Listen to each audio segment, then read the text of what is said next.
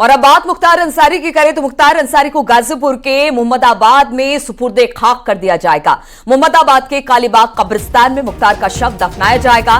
इस सिलसिले में पुलिस और प्रशासनिक अफसरों ने कब्रिस्तान का निरीक्षण किया है। आज पोस्टमार्टम के बाद मुख्तार का शव बांदा से गाजीपुर उनके पैतृक घर लाया जाएगा, जिसके बाद सुपुर्दे खाक कर दिया जाएगा। तो 1 बजे बताया जा रहा है कि वहां से शव लेकर यानी कि बांदा से निकलेगी और पूरे लाव लश्कर के साथ एक रूट भी तय कर दिया गया है कि किन के रूट से होकर मुख्तार का शव निकलने वाला है। और बताया जा रहा है कि करीब 1 बजे वहां से निकलने के बाद शाम तक शायद मोहम्मदाबाद पहुंच जाएगी और इसके बाद मोहम्मदाबाद के कालीबाग कब्रिस्तान में मुख्तार का शव दफनाया जाएगा। इस सिलसिले में पुलिस और प्रशासनिक अफसरों ने कब्रिस्तान का निरीक्षण किया है। आज पोस्टमार्टम के बाद मुख्तार का शव बांदा से गाजीपुर उनके पैतृक घर लाया जाएगा, जिसके बाद सुपुर्दे खाक कर दिया जाएगा। तो ये जो कब्रिस्तान आप देख रहे हैं, यहीं पर मुख्तार को दफनाया जाएगा, दफन किया जाएगा। यहां पर काफी ज्यादा हलचल है। इसके अलावा अगर मुख्तार के घर गाजीपुर की बात की जाए तो वहां पर भी हलचल देखने को मिल रही है। पोस्टमार्टम इस वक्त किया जा रहा है और जैसे ही पोस्टमार्टम खत्म होगा, कहा यह जा रहा है कि 1 बजे के आसपास शव को लेकर गाजीपुर के लिए रवाना होगी पुलिस।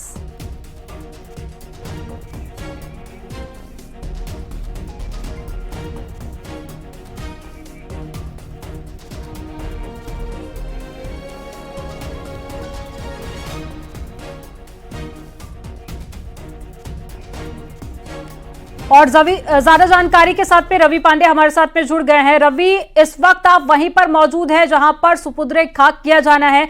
बताइए किस तरह की तस्वीरें आपके आसपास और प्रशासन की तरफ से क्या कड़े इंतजाम किए गए हैं?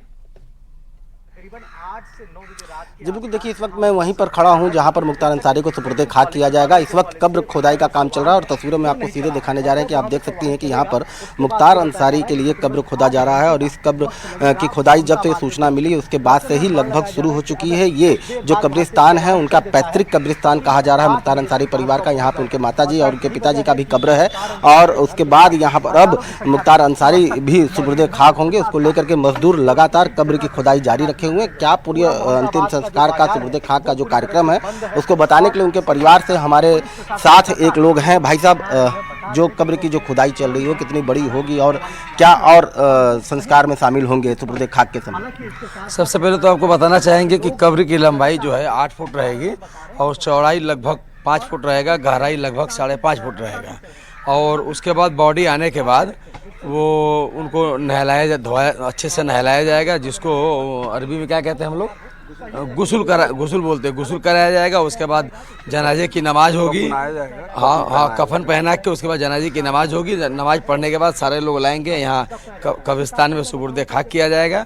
फिर मिट्टी डालने के बाद सब अपने अपने घर से। कब्रिस्तान उनका पैतृक कब्रिस्तान कहा जाता है। किसके किसके यहाँ पर कब्र है? जी, ये उनका खुद का पैतृक कब्रिस्तान है। और इसमें सबसे पहले उनके वालिद साहब मतलब उनके पिताजी का ये स्वर्गीय सुभानुल्लाह अंसारी, जो कि ये यूसुफपुर मोहम्मदाबाद के पूर्व चेयरमैन रह चुके हैं और स्वतंत्रता सेनानी भी रह चुके हैं और यूसुफपुर के ये जमींदार भी रह चुके हैं। और उनकी माताजी यहाँ पे हैं, ये देखिए सामने माताजी का भी कब्रिस्तान है। बाकी उनके परिजन लोग, तमाम परिजन लोग का कब्रिस्तान है। बस उनके फैमिली का इसमें होता है, दूसरे लोगों का नहीं होता। दिब्रू के कब्र खोदने वाले जो ये ठेकेदार हैं, कॉन्ट्रैक्टर हैं, वो भी हैं। कितना समय लग जाएगा पूरा कब्र खोदने में? 2-3 घंटा लग जाएगा। 2-3 घंटा। तो और इसमें क्या मतलब कब खाली खोदने के बाद छोड़ दिया जाएगा कि इसमें कुछ और भी शामिल होंगे? नहीं, जैसे बॉडी आने के बाद बॉडी को दिखलाया जाएगा। जो हमारे चाहने वाले हैं उनको बॉडी को चेहरे को दिखलाया जाएगा। उसके बाद अगर सबका दिखलाना पूरी हो जाएगी उसके बाद उनको गुस्ल कराया जाएगा। गुस्ल कराने के बाद उनको कफनाया जाएगा।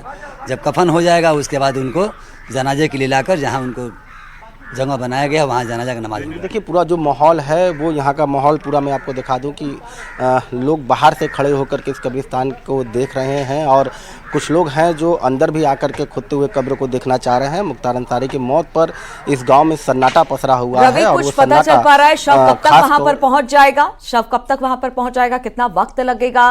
जो आस पड़ोस के लोग हैं या जो परिवारी जन हैं वो कुछ बता पा रहे हैं?